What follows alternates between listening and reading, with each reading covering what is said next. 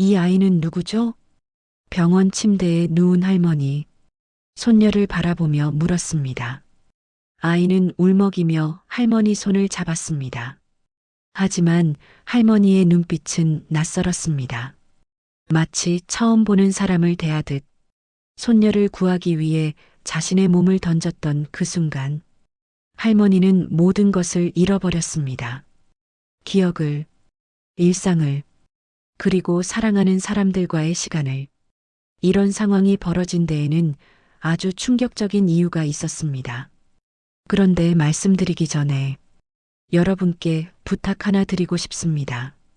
지금 이 이야기를 듣고 계신 분들, 어디에 사시는 몇 살이신지, 그리고 지금 뭘 하면서 듣고 계신지 댓글로 남겨주세요. 출퇴근길인지, 집안일 하면서인지, 아니면 잠들기 전인지, 여러분의 이야기가 궁금합니다. 자, 그럼 이제 처음으로 돌아가 보겠습니다. 그날은 정말 평범한 오후였습니다. 구름 한 점 없이 맑은 하늘, 살랑이는 바람, 유치원 하원 시간이 되자 할머니는 늘 하던 대로 손녀를 데리러 갔습니다. 요즘 세상이 어떻습니까? 맞벌이 부부가 대부분입니다. 아이들은 할머니, 할아버지 손에서 자랍니다. 이 할머니도 마찬가지였습니다. 65의 나이. 젊다고 할 순 없지만 그렇다고 늙었다고 하기엔 아직 활기찬 나이였습니다. 매일 아침 손녀를 유치원에 데려다 주고 오후가 되면 다시 데리러 가는 일. 그게 할머니의 하루였습니다. 힘들지 않냐고요? 물론 힘들었습니다. 허리도 아프고 무릎도 시큰거렸습니다. 하지만 손녀의 웃는 얼굴을 보면 그 모든 게 사라졌습니다. 할머니, 오늘 선생님이 칭찬했어. 유치원 문을 나서자마자 손녀가 쪼르르 달려왔습니다. 5살, 세상에서 가장 사랑스러운 나이였습니다. 할머니는 아이의 작은 손을 꼭 잡았습니다. 요즘 세상, 아이 손은 절대 놓으면 안 됩니다. 차도 많고 사람도 많고 위험한 것도 많으니까요. 그래, 우리 공주 대단한데? 뭘로 칭찬받았어? 그림 그리기요. 할머니 얼굴 그렸는데 선생님이 정말 잘 그렸대요. 아이는 신이 나서 제잘제잘 이야기를 쏟아냈습니다. 할머니는 그 이야기를 들으며 빙그레 웃었습니다. 이런 순간이 참 행복했습니다. 손주와 함께 걷는 이 평범한 길, 평범한 시간, 누군가에겐 당연한 일상이지만 할머니에게는 감사한 시간이었습니다. 집까지는 10분 정도 걸렸습니다. 골목길을 지나 작은 아파트 단지로 들어가는 길, 차가 다니지 않는 조용한 길이었습니다. 할머니도 안심하고 걸었습니다. 아이는 할머니 손을 잡은 채 껑충껑충 뛰며 걸었습니다. 할머니, 오늘 저녁에 뭐 먹어요? 응, 우리 공주 좋아하는 카레 해줄까? 와, 좋아요. 이런 대화를 나누며 걷던 그 순간이었습니다. 할머니는 문득 뒤에서 이상한 소리가 들리는 것을 느꼈습니다. 윙 마이너스 하는 뭔가 빠르게 다가오는 소리. 처음엔 그게 뭔지 몰랐습니다. 바람 소리인가 싶었습니다. 하지만 그 소리는 점점 커졌습니다. 그리고 할머니가 고개를 돌리기도 전에 그 소리는 이미 코앞까지 와 있었습니다. 전동 킥보드였습니다. 인도 위를 보호장구도 없이 속도 조절도 없이 달려오는 킥보드. 운전자는 어린 학생처럼 보였습니다. 헬멧도 없었고 표정도 긴장감 없이 느슨했습니다. 마치 놀이기구를 타듯 자유롭게 달리고 있었습니다. 할머니의 머릿속이 하얘졌습니다. 시간이 느리게 흐르는 것 같았습니다. 저 킥보드가 이대로 오면 손녀가 부딪힐 겁니다. 아이는 아직 모르고 있었습니다. 할머니 손을 잡고 방금 전까지 웃으며 이야기하던 그 아이가 위험이 다가오는 것도 모른 채 그대로 서 있었습니다. 할머니는 생각하지 않았습니다. 계산하지도 않았습니다. 보험이 있는지, 법적으로 누가 책임져야 하는지, 그런 건 단 한 번도 떠오르지 않았습니다. 몸이 먼저 움직였습니다. 할머니는 손녀를 세게 밀었습니다. 아이는 비틀거리며 옆으로 넘어졌습니다. 그 순간 킥보드는 할머니의 몸을 정면으로 들이받았습니다. 쾅 마이너스 둔탁한 소리와 함께 할머니는 그대로 도로 위에 쓰러졌습니다. 머리가 아스팔트에 부딪히는 소리, 주변 사람들의 비명소리, 그리고 손녀의 울음소리. 할머니는 그 소리를 들으며 생각했습니다. 아이는 괜찮겠지. 그게 할머니가 의식을 잃기 전 마지막으로 떠올린 생각이었습니다. 할머니가 쓰러진 순간 주변이 순식간에 아수라장이 되었습니다. 사람들이 달려왔습니다. 어머, 저기 누가 쓰러졌어요. 119 빨리 불러요. 손녀는 울고 있었습니다. 바닥에 쓰러진 할머니를 보며 목이 터져라 울부짖었습니다. 할머니, 할머니. 아이는 할머니 곁으로 기어갔습니다. 하지만 할머니는 대답이 없었습니다. 눈을 감은 채 움직이지 않았습니다. 킥보드를 탄 학생은 어떻게 됐을까요? 멈춰 서긴 했습니다. 하지만 황급히 킥보드를 일으키더니 주변을 두리번거렸습니다. 누군가 소리쳤습니다. 너 어디가? 하지만 그 학생은 이미 도망가고 있었습니다. 킥보드를 끌고 골목 사이로 사라졌습니다. 목격자 한 명이 뒤쫓으려 했지만 할머니를 돌봐야 했기에 멈출 수밖에 없었습니다. 누군가는 할머니의 머리 밑에 가방을 받쳤습니다. 누군가는 손녀를 달랬습니다. 괜찮아.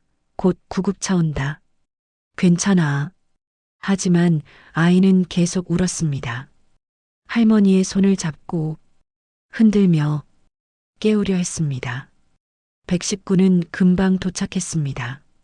다행히 근처에 있었습니다. 구급대원들이 재빨리 할머니를 확인했습니다. 의식 없음, 머리 외상, 즉시 병원으로 이송 결정.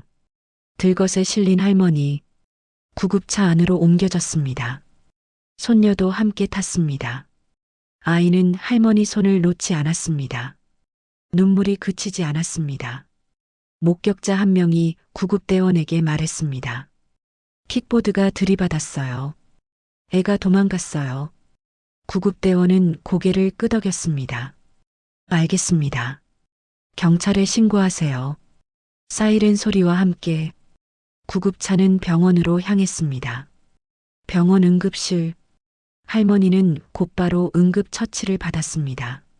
CT 촬영, MRI 검사, 의료진이 분주하게 움직였습니다. 손녀는 응급실 밖 복도에 앉아 있었습니다. 혼자 울먹이며 할머니를 기다렸습니다. 곧 할머니의 딸, 그러니까 아이의 엄마가 도착했습니다. 회사에서 급히 달려왔습니다. 엄마. 아이는 엄마 품에 안겨 다시 울음을 터뜨렸습니다. 엄마도 눈물을 참지 못했습니다. 괜찮아, 괜찮아. 할머니 곧 괜찮아지실 거야. 하지만 엄마의 손은 떨리고 있었습니다. 불안함을 감추지 못했습니다. 얼마나 기다렸을까? 의사가 나왔습니다. 보호자분이시죠? 엄마가 벌떡 일어났습니다. 네, 제 어머니세요. 어떻게 되셨어요? 의사의 표정은 무거웠습니다. 일단 생명에는 지장이 없습니다. 엄마는 안도의 한숨을 내쉬었습니다. 하지만 의사가 말을 이었습니다. 머리를 심하게 부딪히셨습니다. 뇌진탕이 있고요. 두개골 골절은 없지만 뇌 손상 가능성이 있습니다. 뇌 손상이요? 엄마의 목소리가 떨렸습니다. 네. 정확한 건 깨어나셔야 알 수 있습니다. 지금은 의식이 없는 상태입니다. 언제 깨어나시나요? 그건 장담할 수 없습니다. 몇 시간 안에 깨어나실 수도 있고 며칠이 걸릴 수도 있습니다. 엄마는 그 자리에 주저앉을 것 같았습니다. 다리에 힘이 풀렸습니다. 그리고 한 가지 더 말씀드릴 게 있습니다. 의사의 목소리가 더 낮아졌습니다. 뇌 손상이 있을 경우 기억 장애가 올 수 있습니다. 기억 장애요? 네. 일시적일 수도 있고 영구적일 수도 있습니다. 지금으로선 알 수 없습니다. 엄마는 아무 말도 할 수 없었습니다. 그저 멍하니 의사를 바라볼 뿐이었습니다. 옆에서 듣고 있던 손녀, 아이는 물었습니다. 엄마, 할머니 괜찮아지는 거지? 엄마는 아이를 꼭 안았습니다. 대답 대신 눈물만 흘렀습니다. 할머니는 중환자실로 옮겨졌습니다. 온몸에 연결된 기계들, B- B- 하는 심박수 소리.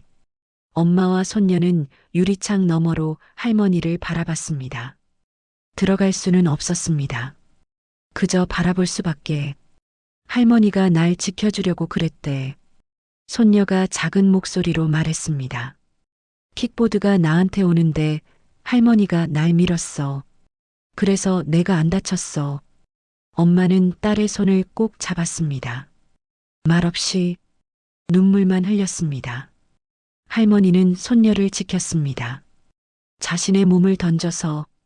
하지만 그 대가는 너무 컸습니다. 밤이 깊어갔습니다. 중환자실 불빛만 밤새 켜져 있었습니다. 엄마는 복도 의자에 앉아 밤을 지샜습니다. 손녀는 엄마 무릎에 기대어 잠들었습니다. 할머니는 여전히 깨어나지 않았습니다. 그리고 다음 날 아침 경찰이 찾아왔습니다. 신고 접수된 사고 건으로 왔습니다. 엄마는 경찰에게 상황을 설명했습니다.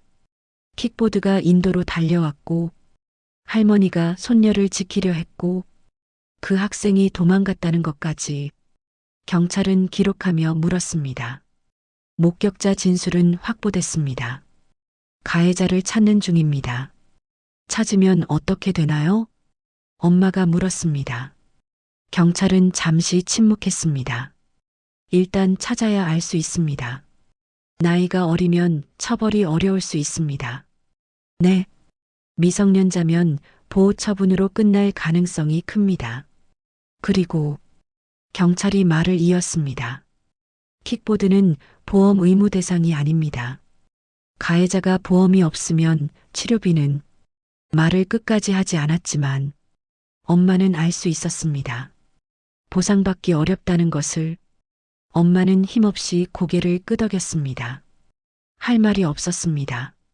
경찰이 떠나고 엄마는 다시 중환자실 앞으로 갔습니다. 유리창 너머. 할머니는 여전히 깨어나지 않았습니다. 엄마는 생각했습니다. 왜 엄마가 이런 일을 당해야 하지?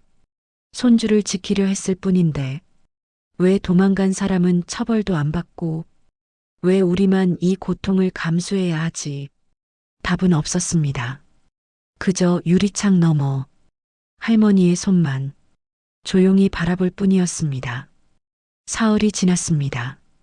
할머니는 여전히 깨어나지 않았습니다. 중환자실 침대 위 할머니는 그저 누워있을 뿐이었습니다.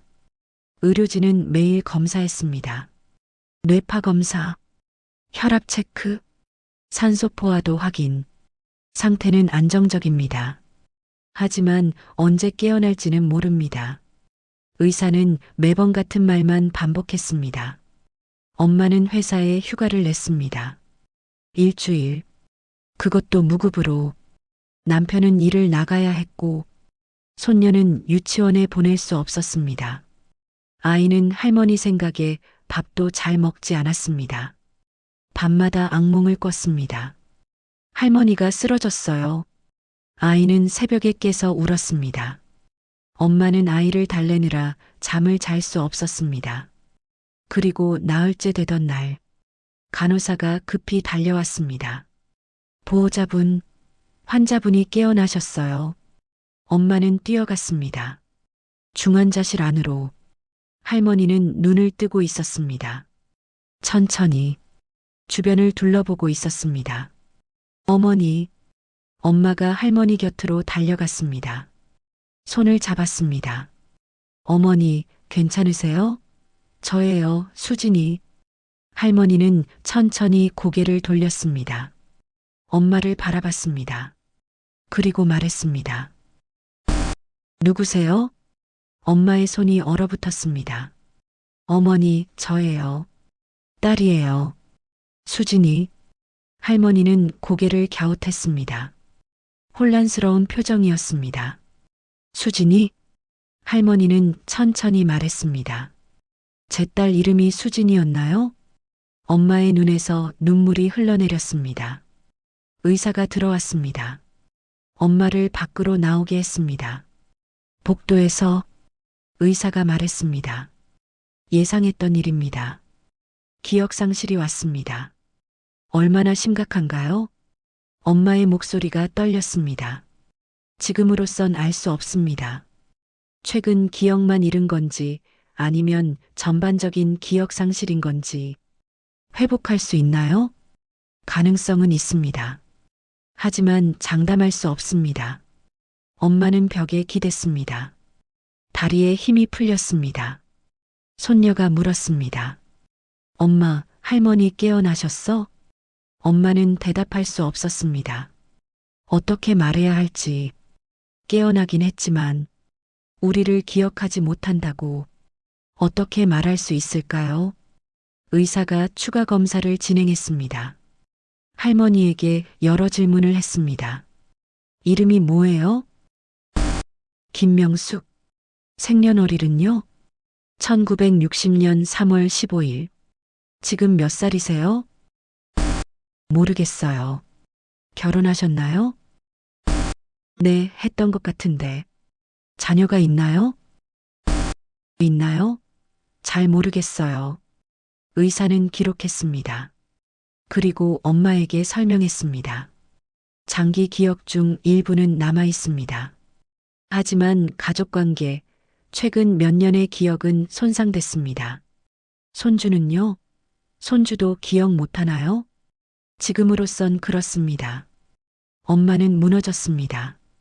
할머니가 손녀를 지키기 위해 몸을 던졌는데 이제 그 손녀를 기억하지 못한다니 너무 잔인했습니다. 다음 날 엄마는 손녀를 데리고 병원에 갔습니다. 손녀는 들뜬 표정이었습니다.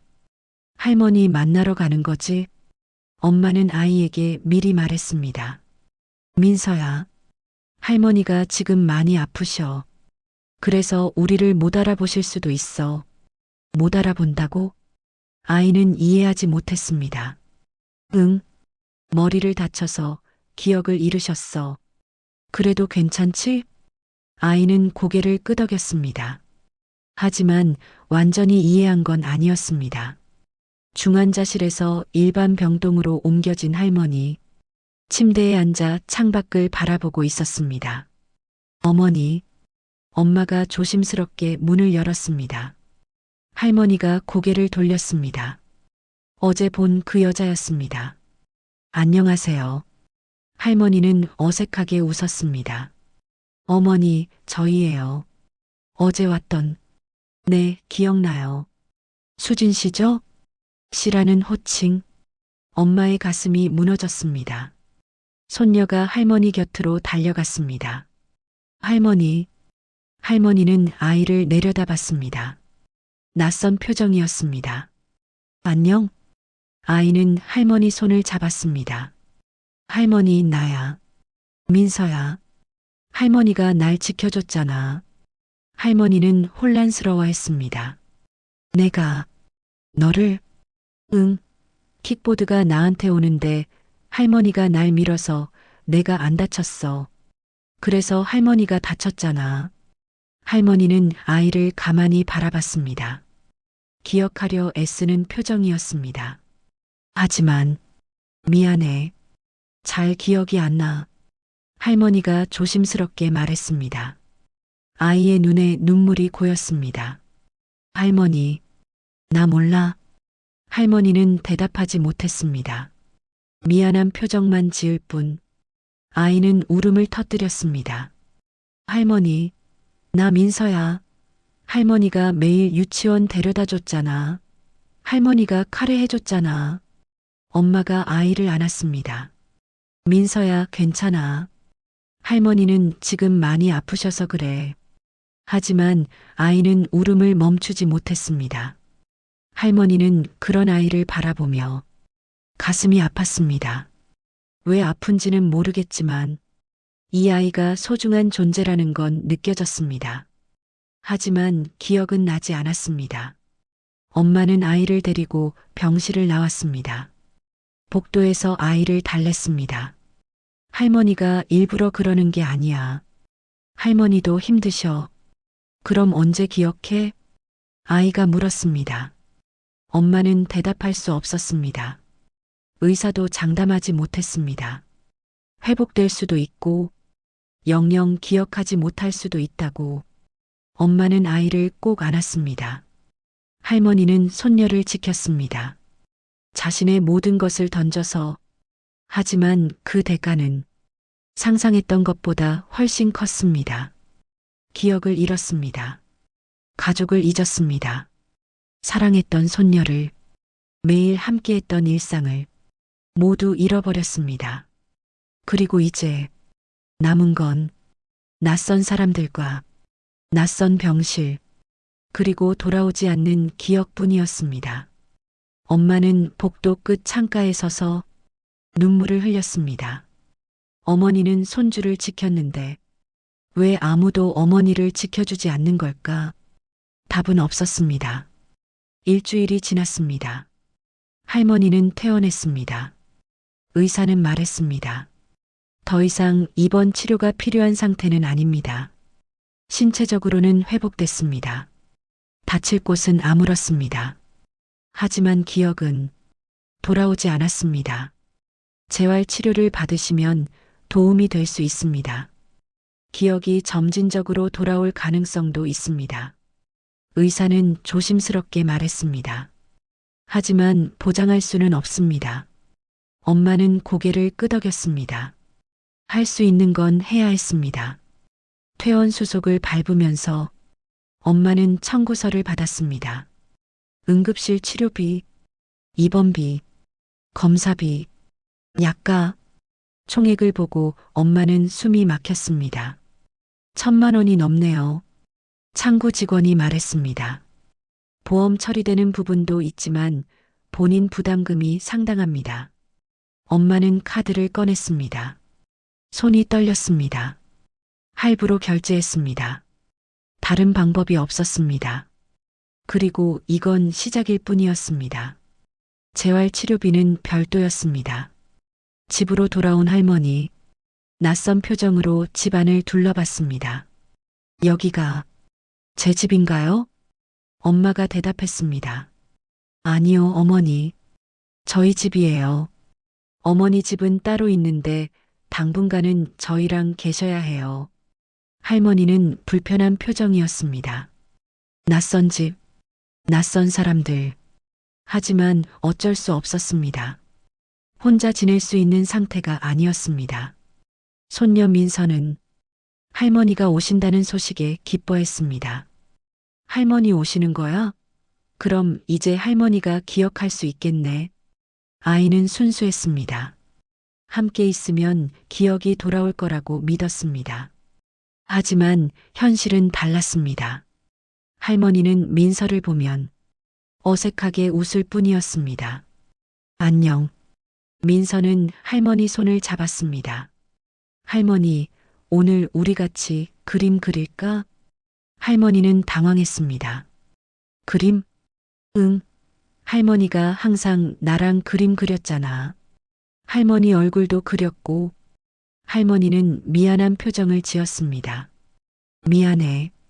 할머니가 잘 기억이 안 나. 민서의 표정이 어두워졌습니다. 엄마가 끼어들었습니다. 민서야, 할머니가 좀 쉬시게 하자. 나중에 같이 놀아.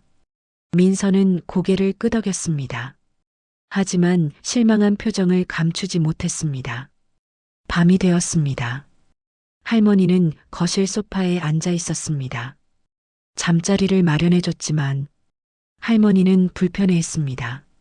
제가 왜 여기 있어야 하나요? 엄마가 설명했습니다.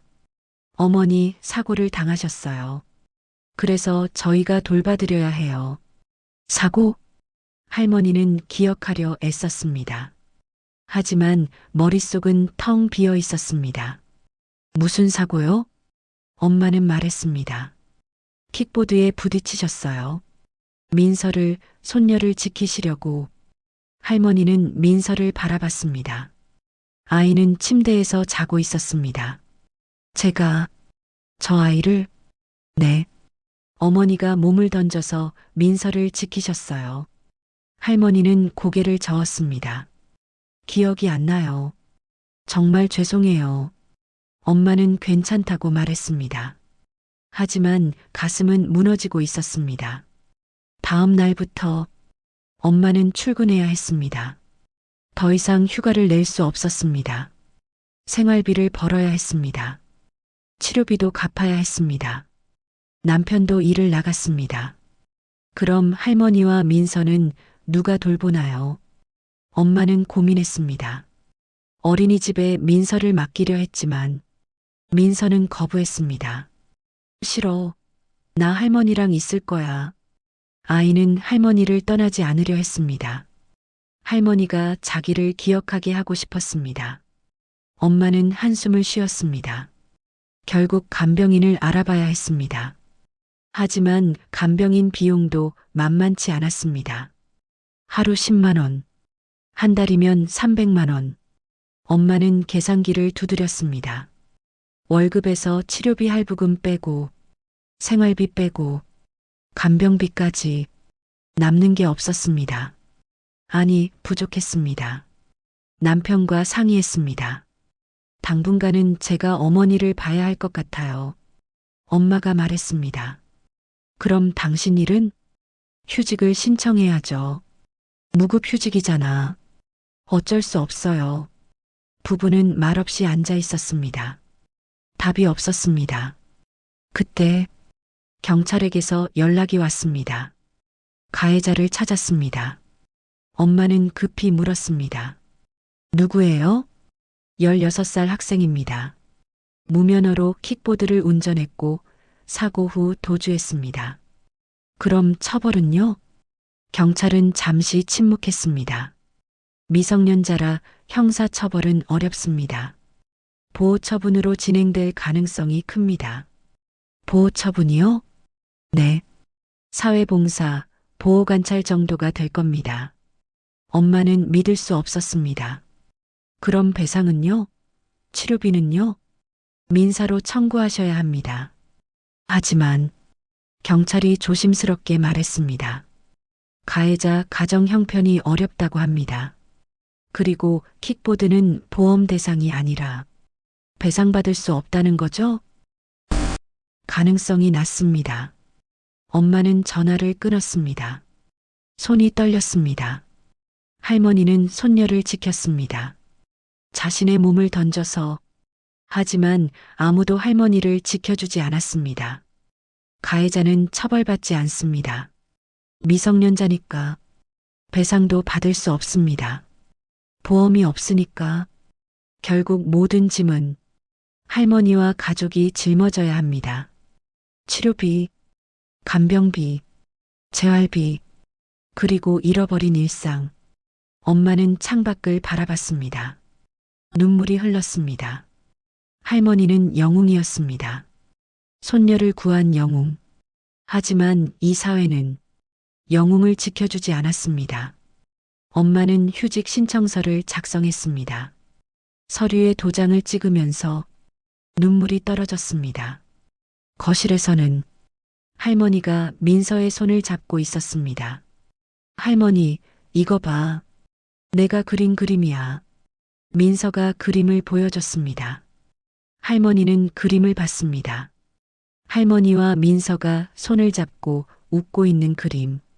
예쁘네. 할머니가 말했습니다. 할머니가 가르쳐 줬어. 할머니가 나랑 맨날 그림 그렸잖아. 그랬구나. 할머니는 웃었습니다. 하지만 기억나지 않았습니다. 민서는 할머니 무릎에 머리를 기댔습니다. 할머니, 빨리 기억해줘. 나 기다릴게. 할머니는 아이의 머리를 쓰다듬었습니다. 왜인지 모르게 가슴이 따뜻해졌습니다. 기억은 나지 않지만 이 아이가 소중하다는 건 느낄 수 있었습니다. 하지만 그게 전부였습니다. 기억은 돌아오지 않았고 치료비는 계속 쌓였고 가족의 삶은 무너지고 있었습니다. 그리고 아무도 이들을 도와주지 않았습니다. 한 달이 지났습니다. 상황은 나아지지 않았습니다. 엄마는 무급휴직 중이었습니다. 수입이 끊겼습니다. 남편 월급으로만 생활해야 했습니다. 치료비 할부금, 생활비, 공과금, 민서 유치원비, 계산해보면 매달 마이너스였습니다. 엄마는 저축한 돈을 꺼내 썼습니다. 비상금이라고 모아둔 돈, 하나씩 줄어들었습니다. 할머니의 기억은 여전히 돌아오지 않았습니다. 재활 치료를 받았습니다. 일주일에 3번 병원에 다녔습니다. 물리치료, 인지치료, 기억회복 훈련, 사진을 보여주세요. 가족 사진, 옛날 사진들이요. 재활치료사가 말했습니다. 익숙한 것들을 반복적으로 보면 기억이 돌아올 수 있습니다. 엄마는 앨범을 꺼냈습니다. 할머니에게 하나씩 보여줬습니다. 어머니, 이건 제 결혼식 사진이에요. 할머니는 사진을 봤습니다. 낯선 표정이었습니다. 이분이 저예요? 네, 어머니. 기억이 안 나요. 엄마는 다음 사진을 넘겼습니다. 이건 민서 돌잔치 사진이에요. 어머니가 민서 안고 계신 거예요. 할머니는 사진 속 자신을 봤습니다. 웃고 있는 자신, 아기를 안고 행복해하는 자신. 하지만 기억나지 않았습니다. 제가 저렇게 행복해했나요? 엄마는 고개를 끄덕였습니다.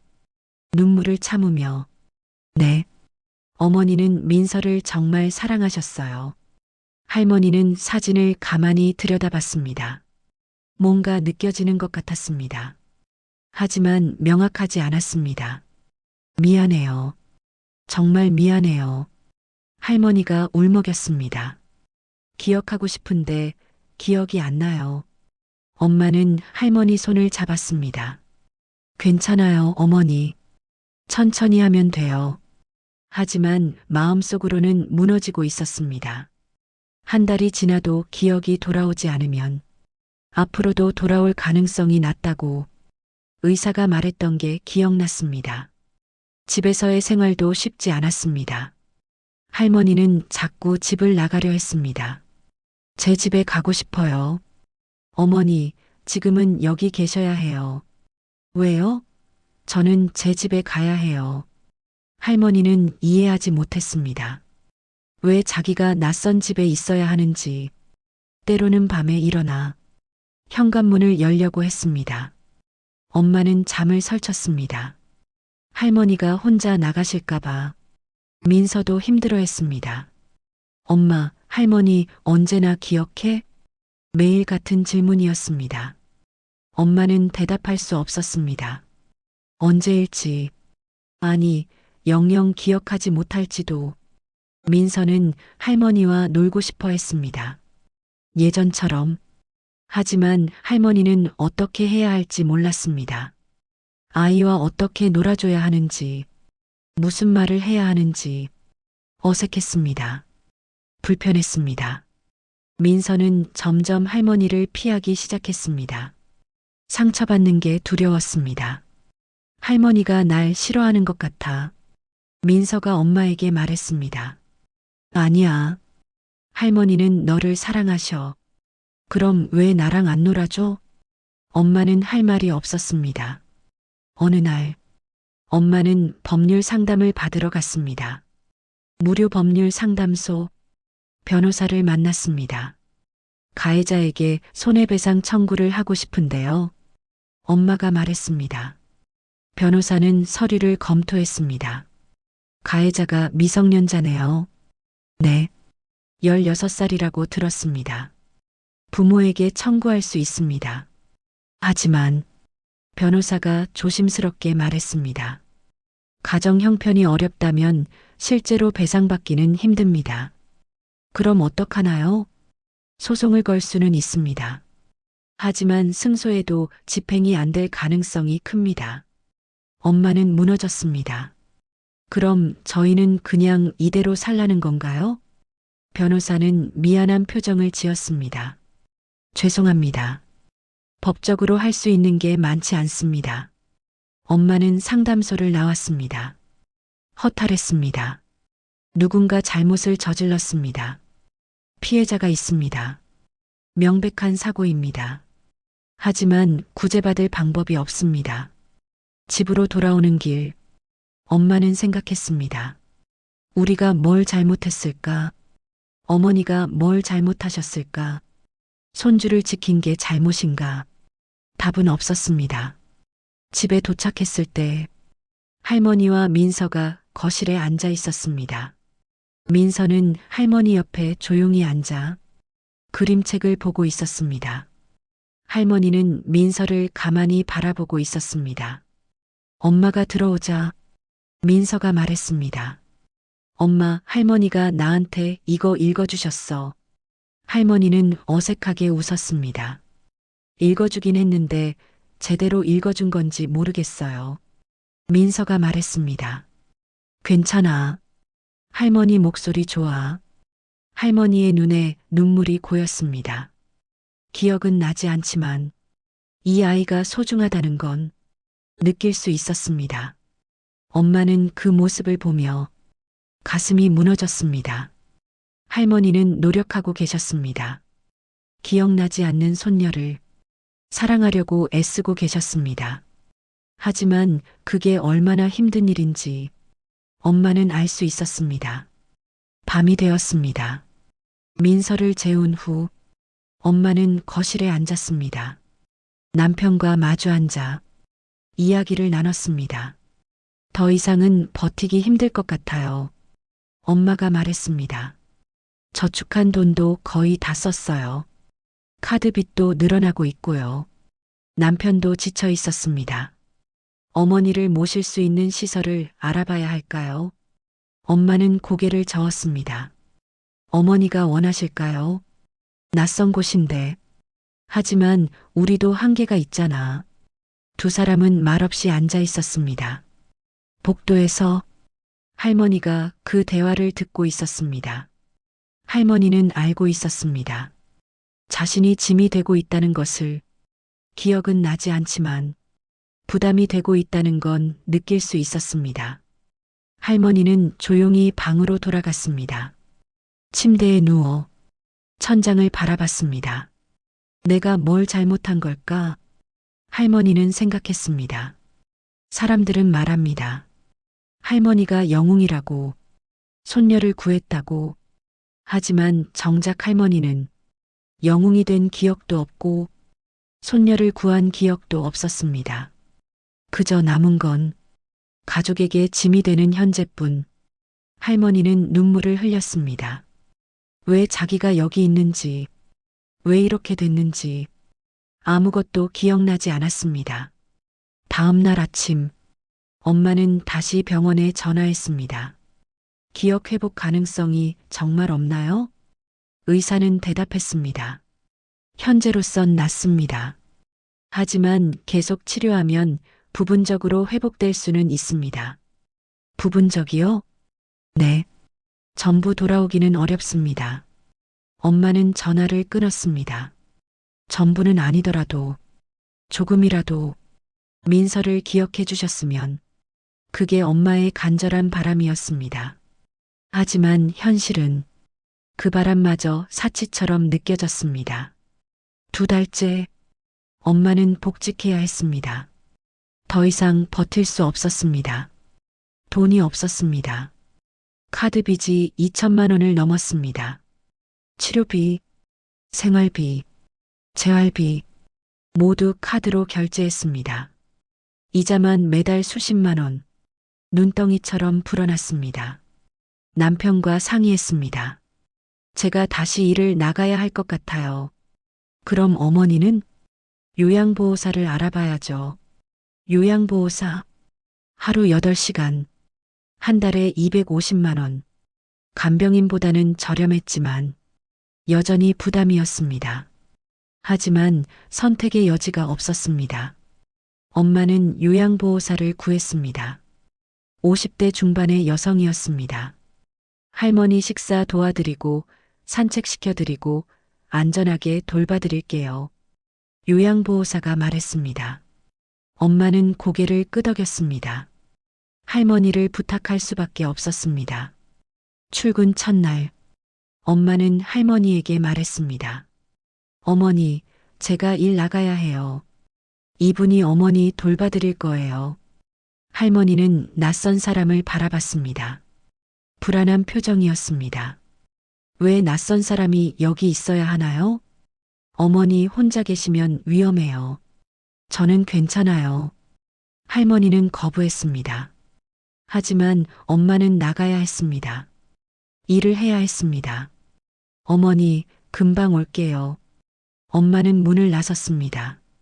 뒤돌아보지 않으려 애썼습니다. 회사에 복귀한 엄마. 동료들이 물었습니다. 어머님은 괜찮으세요? 네, 괜찮아요. 거짓말이었습니다. 괜찮을 리 없었습니다. 하지만 말할 수 없었습니다. 말하면 눈물이 날 것 같았습니다. 일하는 내내 엄마는 할머니 걱정뿐이었습니다. 집에서는 무슨 일이 벌어지고 있을까? 할머니는 괜찮으실까? 점심시간, 요양보호사에게 전화가 왔습니다. 어머님이 자꾸 집을 나가시려고 해요. 설득 좀 부탁드려요. 네, 알겠습니다. 엄마는 전화를 끊었습니다. 가슴이 답답했습니다. 퇴근 후, 엄마는 급히 집으로 돌아왔습니다. 할머니는 거실 구석에 앉아 있었습니다. 요양보호사와 거리를 두고, 어머니, 엄마가 다가갔습니다. 할머니는 울먹이고 있었습니다. 왜 저는 여기 있어야 하나요? 제 집에 가고 싶어요. 엄마는 할머니를 안았습니다. 어머니, 조금만 참아요. 조금만. 하지만 언제까지 참아야 할까요? 엄마도 몰랐습니다. 민서는 유치원에서 돌아오면 할머니를 찾았습니다. 하지만 예전 같지 않았습니다. 할머니는 민서를 보면 어색해했습니다. 뭐라고 말해야 할지 몰랐습니다. 민서도 점점 말수가 줄었습니다. 선생님이 엄마에게 전화했습니다. 민서가 요즘 유치원에서도 말이 없어요. 혹시 집에 무슨 일 있으세요? 엄마는 대답했습니다. 아니요, 괜찮아요. 또 거짓말이었습니다. 민서는 밤에 악몽을 꿨습니다. 할머니, 할머니. 아이는 울며 깼습니다. 엄마가 달려갔습니다. 민서야, 괜찮아. 엄마 여기 있어. 할머니가 쓰러졌어. 민서는 그날의 기억에서 벗어나지 못하고 있었습니다. 트라우마였습니다. 엄마는 아이 심리 상담도 알아봐야 했습니다. 하지만 그것도 돈이었습니다. 모든 게 돈이었습니다. 어느 날, 엄마는 할머니 집을 정리하러 갔습니다. 할머니가 혼자 살던 집, 이제는 비어있는 집, 월세였습니다. 더 이상 유지할 수 없었습니다. 엄마는 짐을 정리했습니다. 할머니의 옷, 살림살이, 추억이 담긴 물건들, 사진도 나왔습니다. 할머니와 민서가 함께 찍은 사진들. 엄마는 사진을 보며 울었습니다. 사진 속 할머니는 행복해 보였습니다. 민서를 안고 웃고 계셨습니다. 하지만 이제 그 기억은 사라졌습니다. 엄마는 사진을 챙겼습니다. 혹시라도 할머니가 기억하실까봐. 집을 비우고 나오는데 이웃 할머니가 말을 걸었습니다. 어머님은 어떻게 되셨어요? 엄마는 대답했습니다. 저희 집에 계세요. 손주 구하려다 다치셨다면서요. 정말 안 됐어요. 이웃 할머니가 한숨을 쉬었습니다. 요즘 세상이 그래요. 좋은 일하면 손해만 보는 세상. 엄마는 아무 말도 할 수 없었습니다. 그 말이 맞았으니까. 집으로 돌아오는 길, 엄마는 생각했습니다. 만약 그날 할머니가 손녀를 밀치지 않았다면 민서가 다쳤을 겁니다. 어쩌면 더 심하게. 하지만 할머니는 괜찮으셨을 겁니다. 기억도 잃지 않으셨을 겁니다. 그럼 어떤 게 나은 걸까요? 엄마는 답을 낼 수 없었습니다. 그날 밤, 엄마는 남편과 다시 이야기를 나눴습니다.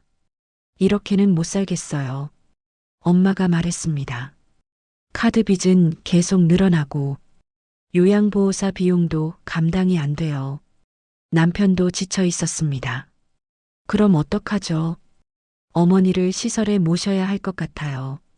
엄마의 목소리가 떨렸습니다. 남편은 한동안 말이 없었습니다. 그게 최선일까요? 다른 방법이 없어요. 두 사람은 눈물을 흘렸습니다. 요양원을 알아봤습니다. 가까운 곳, 시설이 괜찮은 곳, 한 달 비용이 200만 원. 그나마 저렴한 편이었습니다. 엄마는 상담을 받았습니다. 어르신 상태가 어떠세요? 기억 상실이 있으세요. 인지 기능도 떨어지고요. 그럼 치매 병동이 필요하겠네요. 치매는 아니에요. 엄마가 말했습니다. 사고로 인한 뇌 손상이에요. 그래도 증상이 비슷하면 같은 곳에서 돌봐드려야 해요. 엄마는 시설을 둘러봤습니다. 깨끗했습니다. 직원들도 친절했습니다. 하지만 엄마의 마음은 무거웠습니다. 할머니를 이곳에 모신다고 생각하니 가슴이 무너졌습니다. 집으로 돌아와 할머니에게 말해야 했습니다. 어머니, 엄마가 조심스럽게 입을 열었습니다. 저희가 어머니를 제대로 돌봐드리지 못하는 것 같아요. 할머니는 엄마를 바라봤습니다. 그래서 좀 더 좋은 곳을 알아봤어요. 거기서는 전문적으로 어머니를 돌봐드릴 수 있어요. 할머니는 알아들었습니다. 자신을 시설에 보낸다는 것을 제가 짐이 되나요? 할머니가 물었습니다. 엄마는 고개를 저었습니다. 아니에요, 어머니. 그런 게 아니라. 하지만 할머니는 알고 있었습니다. 자신이 짐이 되고 있다는 것을. 괜찮아요. 할머니가 말했습니다. 저도 여기 있는 게 불편했어요. 낯선 곳이니까. 엄마는 눈물을 흘렸습니다. 어머니, 죄송해요. 정말 죄송해요. 할머니는 엄마의 손을 잡았습니다. 괜찮아요. 이해해요. 하지만 할머니의 눈에도 눈물이 고였습니다. 민서가 복도에서 듣고 있었습니다. 엄마, 할머니 어디 가는 거야? 민서가 물었습니다. 엄마는 아이를 안았습니다. 할머니가 좀 더 좋은 곳에서 쉬실 거야. 나도 같이 가면 안 돼? 안 돼. 민서는 여기 있어야 해. 민서는 울음을 터뜨렸습니다. 싫어. 할머니 보내지 마. 엄마는 아이를 달랬습니다. 하지만 엄마 자신도 무너지고 있었습니다. 그날 밤, 가족 모두 잠들지 못했습니다. 할머니는 혼자 방에 앉아 창밖을 바라봤습니다. 기억나지 않는 과거, 불안한 현재, 막막한 미래. 할머니는 생각했습니다. 내가 뭘 한 걸까? 왜 이렇게 됐을까? 답은 없었습니다. 요양원 입소일이 정해졌습니다. 일주일 후, 그 일주일이 너무 빨리 지나갔습니다. 엄마는 할머니 짐을 챙겼습니다. 옷, 세면도구, 약, 손이 떨렸습니다. 민서는 할머니 옆에 붙어 있었습니다. 시간이 얼마 남지 않았다는 걸 아는 듯, 할머니, 이거 가져가. 민서가 자기가 그린 그림을 건넸습니다. 할머니와 민서가 손을 잡고 웃고 있는 그림. 할머니는 그림을 받았습니다. 고마워. 할머니가 말했습니다. 민서는 할머니 무릎에 머리를 기댔습니다. 할머니, 나 보러 올 거지? 그럴게. 할머니는 약속했습니다. 지킬 수 있을지 모르지만 입소 당일 아침부터 집안 분위기가 무겁였습니다. 할머니는 일찍 일어나 있었습니다. 집 앞에 앉아 멍하니 있었습니다. 엄마가 다가갔습니다. 어머니, 준비됐어요? 할머니는 고개를 끄덕였습니다. 말이 없었습니다. 차에 짐을 실었습니다. 할머니도 차에 탔습니다. 민서가 달려왔습니다. 할머니. 할머니는 창문으로 민서를 바라봤습니다. 금방 올게. 기다려. 민서는 울지 않으려 애썼습니다. 하지만 눈물이 흘렀습니다. 차가 출발했습니다. 백미러로 보이는 민서. 손을 흔들고 있었습니다. 할머니도 손을 흔들었습니다. 그리고 고개를 돌렸습니다. 요양원까지는 30분 거리였습니다. 아무도 말이 없었습니다. 도착했습니다. 깨끗한 건물, 조용한 분위기, 직원이 나와 맞았습니다. 어머님, 어서 오세요. 할머니는 건물을 올려다봤습니다. 이곳이 앞으로 살 곳, 방으로 안내받았습니다. 2인실, 다른 할머니 한 분이 이미 계셨습니다. 안녕하세요. 룸메이트 할머니가 인사했습니다. 할머니는 어색하게 웃었습니다. 짐을 정리했습니다. 옷장에 옷을 넣고 책상에 사진을 놓았습니다. 민서가 그린 그림도 벽에 붙였습니다. 직원이 설명했습니다. 식사는 하루 세끼 식당에서 하시고요. 간식 시간도 있습니다. 산책은 오후 2시에 있고요. 원하시면 참여하시면 돼요. 면회는 언제든 가능합니다. 엄마는 고개를 끄덕이며 들었습니다. 시간이 돼요. 엄마는 가야 했습니다. 어머니, 저 이제 가봐야 해요. 할머니는 창밖을 보고 있었습니다. 네, 가세요. 주말에 민서 데리고 올게요. 네. 엄마는 할머니를 안았습니다. 어머니, 죄송해요.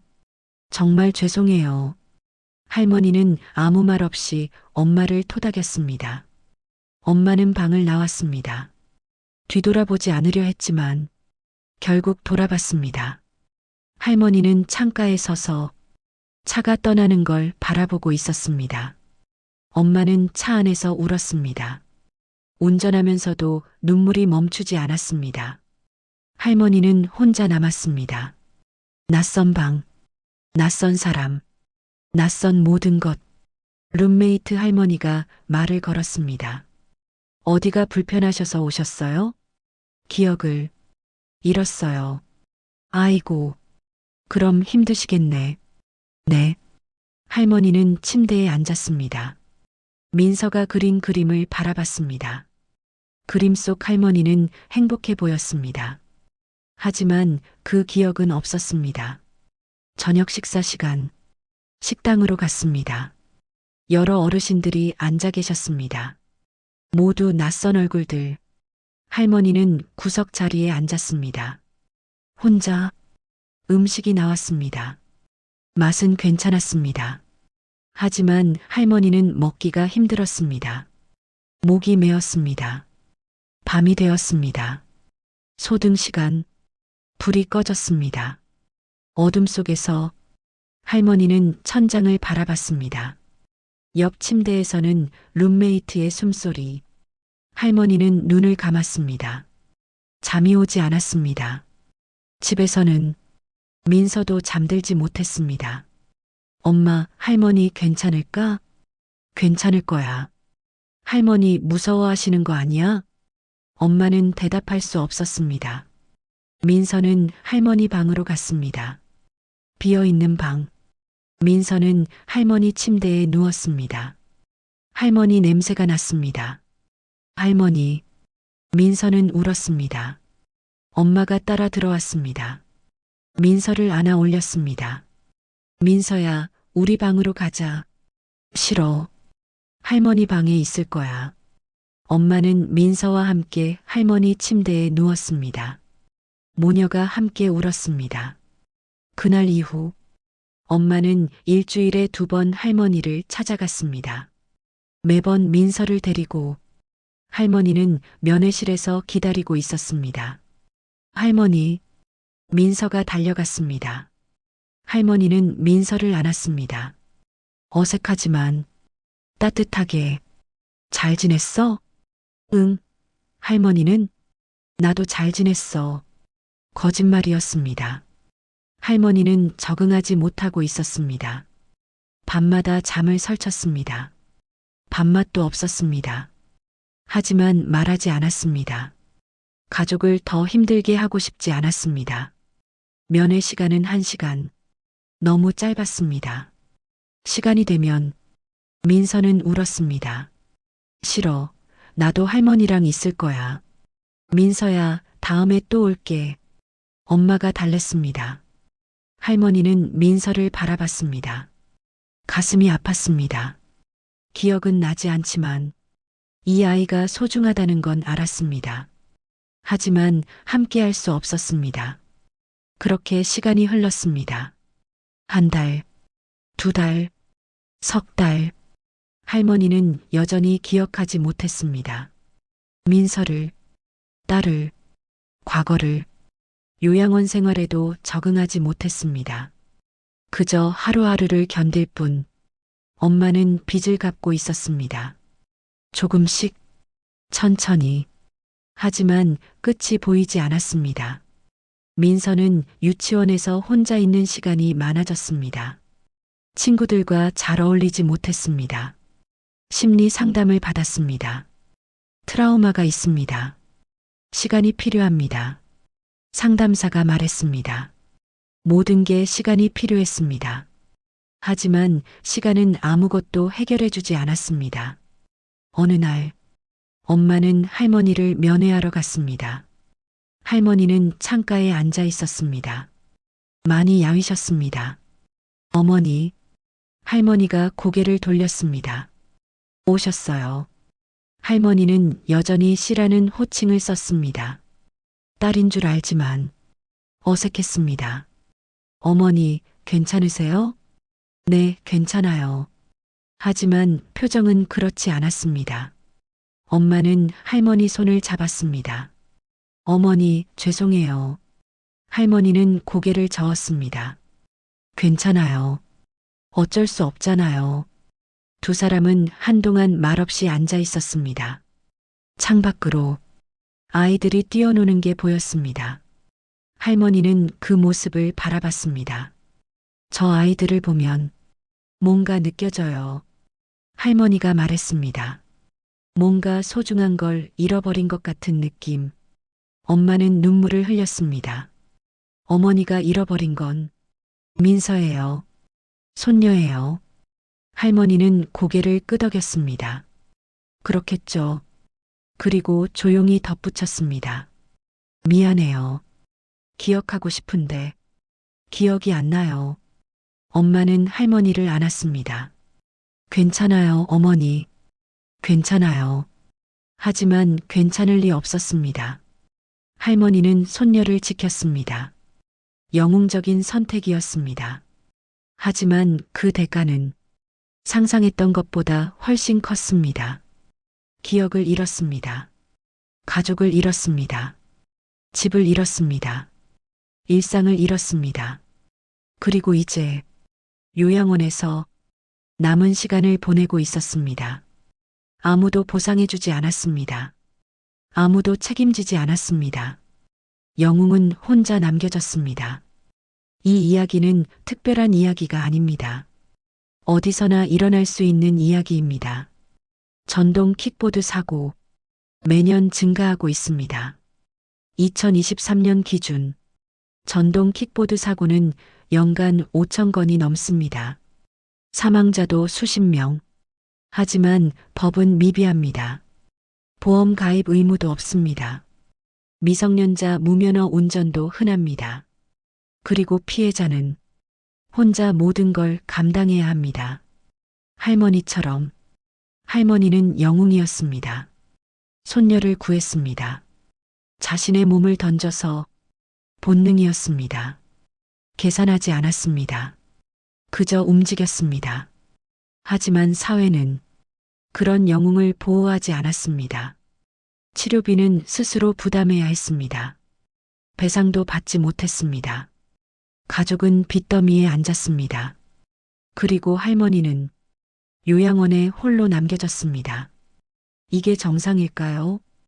의로운 행동을 한 사람이 더 큰 고통을 받아야 하는 게 당연한 일일까요? 우리는 묻습니다. 왜 킥보드는 보험 가입 의무가 없을까요? 왜 미성년자도 쉽게 탈 수 있을까요? 왜 인도에서 과속해도 처벌이 약할까요? 법은 누구를 위한 것일까요? 가해자를 보호하기 위한 것일까요? 아니면 피해자를 보호하기 위한 것일까요? 이 할머니의 이야기는 한 개인의 불행이 아닙니다. 구조적인 문제입니다. 전동 킥보드뿐이 아닙니다. 전동 휠체어, 전동 스쿠터, 전기 자전거 모두 사각지대에 있습니다. 사고가 나면 피해자가 모든 걸 감당합니다. 특히 시니어 세대는 더욱 취약합니다. 보행 속도가 느립니다. 반응 속도도 느립니다. 다치면 회복도 어렵습니다. 그런데 길거리는 점점 더 위험해지고 있습니다. 인도를 달리는 킥보드, 신호를 무시하는 자전거, 과속하는 오토바이, 시니어 세대는 안전하게 걸을 권리조차 없습니다. 민서의 엄마는 말했습니다. 어머니가 영웅이라는데 왜 아무도 어머니를 지켜주지 않나요? 우리는 대답해야 합니다. 이 사회는 영웅을 요구하면서 영웅을 보호하지 않습니다. 희생을 강요하면서 보상하지 않습니다. 그리고 그 무게는 개인이 짊어져야 합니다. 이건 옳지 않습니다. 할머니는 지금도 요양원에서 창밖을 바라보고 있습니다. 기억나지 않는 손녀를 떠올리려 애쓰면서 민서는 지금도 할머니를 기다리고 있습니다. 자기를 기억해 주기를, 다시 함께 살 수 있기를. 엄마는 지금도 빚을 갚고 있습니다. 어머니를 지키지 못한 죄책감과 끝나지 않는 경제적 부담을 혼자 짊어진 채 이들에게 필요한 건 무엇일까요? 동정이 아닙니다. 칭찬도 아닙니다. 제도입니다. 보호입니다. 정의입니다. 킥보드 보험 의무화, 미성년자 운전 규제 강화, 인도 주행 처벌 강화, 피해자 지원 제도 마련, 이런 것들이 필요합니다. 그리고 우리 모두가 목소리를 내야 합니다. 이런 일이 반복되지 않도록, 더 이상 희생자가 나오지 않도록. 할머니는 물었습니다. 제가 뭘 잘못한 건가요? 아무것도 잘못하지 않았습니다. 오히려 옳은 일을 했습니다. 하지만 사회가 잘못했습니다. 그 옳은 일을 한 사람을 지켜주지 못했습니다. 이 이야기를 듣는 여러분, 혹시 이런 생각을 하실지 모릅니다. 나는 괜찮겠지. 우리 가족은 안 그럴 거야. 하지만 이 할머니도 그렇게 생각했습니다. 그날 아침까지 평범한 하루였습니다. 사고는 예고 없이 찾아옵니다. 그리고 그 후의 고통은 상상보다 훨씬 큽니다. 우리는 모두 잠재적 피해자입니다. 당신의 어머니, 아버지, 할머니, 할아버지 모두 위험에 노출되어 있습니다. 그러니 이건 남의 일이 아닙니다. 우리 모두의 일입니다. 변화가 필요합니다. 개인의 선의와 희생에만 기대서는 안 됩니다. 시스템이 바뀌어야 합니다. 법이 바뀌어야 합니다. 사회가 바뀌어야 합니다. 그래야 더 이상 할머니 같은 분들이 혼자 고통받지 않습니다. 민서 같은 아이들이 트라우마에 시달리지 않습니다. 가족들이 경제적으로 무너지지 않습니다. 이 이야기의 마지막을 맺으면서 다시 한번 묻습니다. 영웅을 요구하는 사회는 영웅을 보호할 책임이 있지 않을까요? 선한 행동을 한 사람이 더 큰 고통을 받는 사회가 정의로운 사회일까요? 할머니는 말했습니다. 기억하고 싶은데 기억이 안 나요. 우리는 기억해야 합니다. 이런 일이 있었다는 것을, 이런 사람들이 있다는 것을, 이런 구조적 문제가 있다는 것을, 그리고 행동해야 합니다. 당신이 할 수 있는 일이 있습니다. 주변을 살피세요. 인도에서 킥보드가 과속하면 신고하세요. 미성년자가 무면허로 운전하면 말리세요. 그리고 목소리를 내세요. 제도가 바뀌어야 한다고, 법이 개선되어야 한다고, 작은 행동들이 모이면 큰 변화가 됩니다. 할머니는 혼자가 아닙니다. 우리가 함께 합니다. 민서는 혼자가 아닙니다. 우리가 기억합니다. 이 가족은 혼자가 아닙니다. 우리가 목소리를 냅니다. 마지막으로 이 이야기를 듣고 계신 분들, 특히 시니어 세대 여러분, 여러분은 소중합니다. 여러분의 안전은 중요합니다. 여러분은 보호받아야 합니다. 손주를 지키는 것도 중요하지만 여러분 자신도 지켜야 합니다. 무리하지 마세요. 위험한 상황에서는 도움을 요청하세요. 그리고 기억하세요. 영웅이 되지 않아도 괜찮습니다. 영웅이 되지 않아도 되는 사회. 그런 사회가 되어야 합니다. 할머니의 이야기는 여기서 끝이 아닙니다. 지금도 계속되고 있습니다. 요양원 창가에서 할머니는 오늘도 창밖을 바라봅니다. 언젠가 기억이 돌아올까? 언젠가 집으로 돌아갈 수 있을까? 민서는 오늘도 할머니를 기다립니다. 언젠가 다시 함께 살 수 있을까? 언젠가 다시 손을 잡고 걸을 수 있을까? 엄마는 오늘도 빚을 갚고 있습니다. 언젠가 이 터널의 끝이 보일까? 언젠가 평범한 일상으로 돌아갈 수 있을까? 그 언젠가가 오기를 우리는 함께 기도합니다. 그리고 그 언젠가가 더 빨리 오도록 우리는 함께 행동해야 합니다. 이 이야기를 기억해 주세요. 공유해 주세요. 이야기해 주세요. 그리고 함께 변화를 만들어 주세요. 할머니는 지금도 손녀를 기억하려 애쓰고 있습니다. 우리는 할머니를 기억하겠습니다. 그리고 이런 일이 다시는 반복되지 않도록 함께 노력하겠습니다. 끝까지 들어주셔서 감사합니다.